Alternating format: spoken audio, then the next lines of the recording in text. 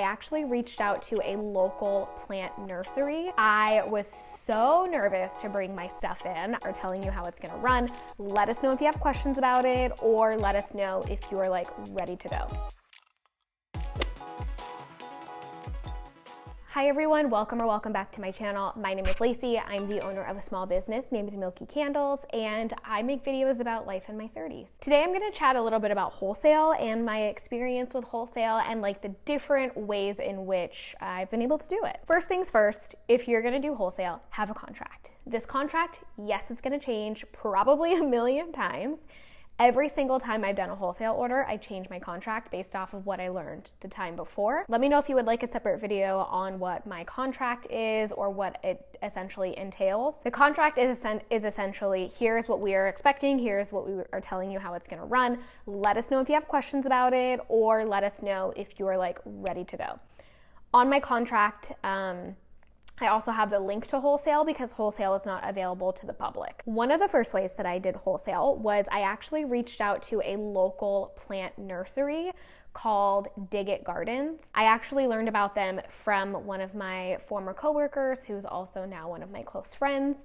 And she gave me a list of places that are super cute and would probably be good places to start for wholesale. I searched up Dig It Gardens, I found their email, I sent them an email that just was like, hey, here's what I'm offering, let me know what you think. And basically the way that I pitched it to them was, yes, they're really great candles, but also the cement vessels can be reused afterwards, and they're perfect for little pots for plants. So that's how I did that with them. Now, they not only sell candles, my candles now, but I make pots with drainage holes for them. So I have like both of those things working in that shop, which is really cool. And that's because we've built a relationship now. I was so nervous to bring my stuff in. I brought a box that had so many different scents, and I was starting to feel really self-conscious about the fact that like each one looks different, right? But that's the point of something being handcrafted. But in my brain, I was like, factory made, factory made, factory made. It's got to look factory made. And it does not. It shouldn't. Immediately, I recognized that it was a really cool, chill environment. And it's the kind of place that I would want my candles in, because not only am I asking them to work with me, but I also have to make sure that it's a place that I want to represent my product. Even though it was really chill, I still wanted to be professional. I let them know that I have a contract that I would like them to look over if they do decide to do it. I gave the manager my phone number as well as my business card. I don't have my phone number on my business card because it's my personal phone number, and I just kind of feel weird about that. I don't know why, but I'm fine giving it to people on like a one-on-one setting. I just don't want it on a thing that can go anywhere. So I sent them the contract, they signed it with no questions asked, and then I started making their product. I let them know that I was willing to deliver it because they are local.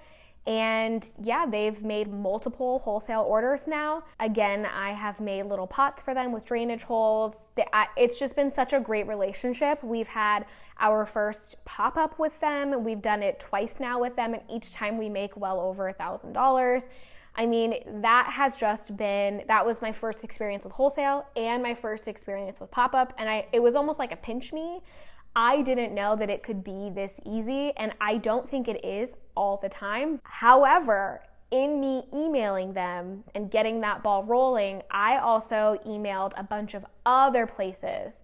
And this was even back when I had my little black tins, and somebody told me that like my candles don't necessarily fit their aesthetic. For wholesale, I do have a 20 item minimum order. I'm thinking of changing that to a price minimum order, just because now I also sell room sprays.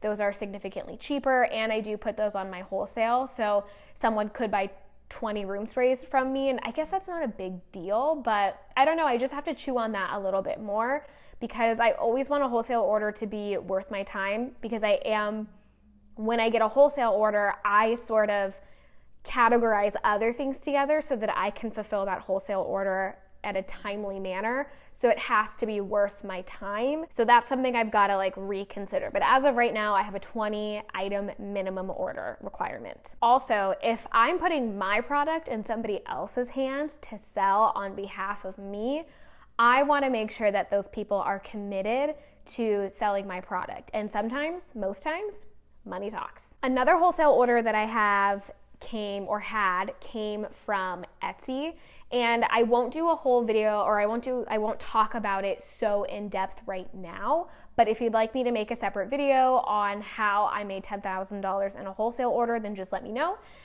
You guys have seen the video, I think, of me prepping for it, and it was so much work, but it was, when it was done, and I mean like done, because there were like some issues that kept happening afterwards, I was so grateful that it was totally done.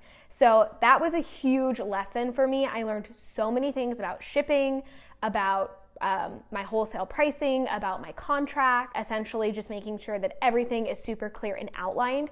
I did a huge edit of my contract after working with that company. So again, if you'd like a whole separate video on that, let me know. But what ended up happening in short is a woman reached out to me after she had already purchased one of my candles. She said that she was on some team in her company that is looking for people to gift all of their employees a candle during Pride Month. And since I'm a queer-owned business and she loved my candle, she brought it to the team. The team smelled it, loved it, all those things. We talked about pricing, and we went forward with orders. It was a different experience because each one of those candles was being sent to a different address. It wasn't like all of these candles were being shipped to the same address. They wanted to control a lot on their end, which I wasn't really comfortable with. I wanted to control the stuff and then send them the data before anything was being made.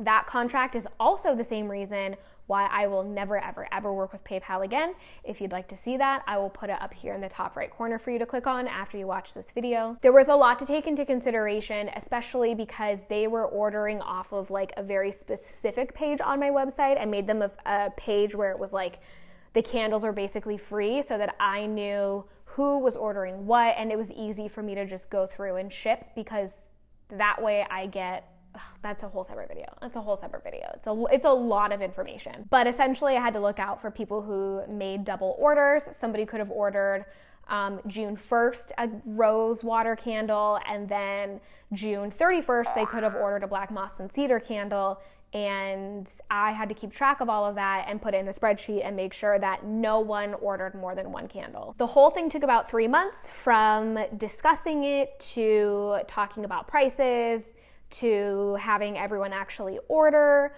me sending finalized spreadsheets, and them paying me and me making the product. Now, I was making the product throughout the whole ordering process just because I knew how long it was going to take me, because making cement vessels, letting them dry, painting them, letting them dry, and then filling them with candles, letting them cure, all of those things take a lot of time.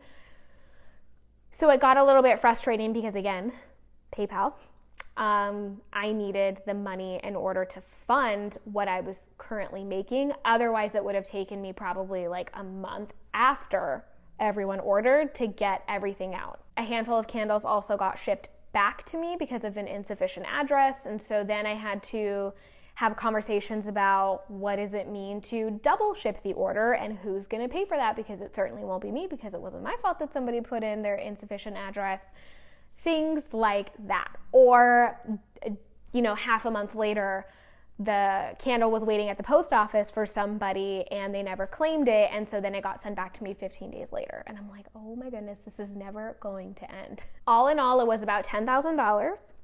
And I actually didn't make very much from that order because I mistakenly gave them a really good discount on shipping, which I should not have done, but we all learn from our mistakes. Unfortunately, this was like a $10,000 mistake. So I shipped, 450 candles. Each box could be anywhere from like $8 to $16, depending on where they lived in the world, because they were going to like different states.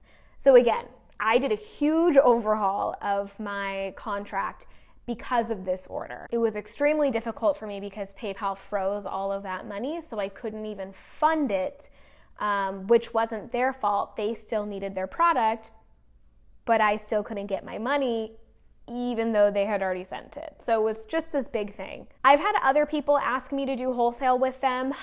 We had, I don't exactly remember where it was, but it was a museum that wanted to work with us. And then just recently, we successfully, I say we because that's like the norm, but it really is my company, successfully having a wholesale order with a beauty supply store. It's not local, so that was the most candles I've ever shipped before. It was like $140 to ship that box. Or 120 or 140, I don't remember, but I was like, and that was the last time I ever gave wholesale orders free shipping, which was difficult because on my website, if you spent over $100, then you would get free shipping. And I don't know how to differentiate that between wholesale and retail. So I have to figure that out. So as of right now, I don't have a free shipping over whatever code, but that's something I'll figure out in the future. It's been really fun doing wholesale. I would love to just continue doing wholesale. I like knowing what I'm getting into and then having a deadline for it. So I work really well under that kind of structure.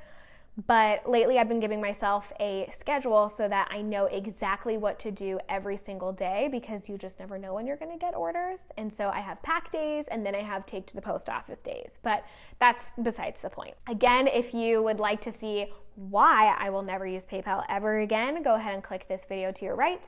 Additionally, if you would like for me to talk about the contract that I have and all of the things that it covers, go ahead and let me know in the comments. Please give this video a thumbs up if you enjoyed it. Subscribe if you have not already, because most of you that are watching me are not subscribed. I love you even if you don't love me back. Thanks for watching, and I'll see you in my next video.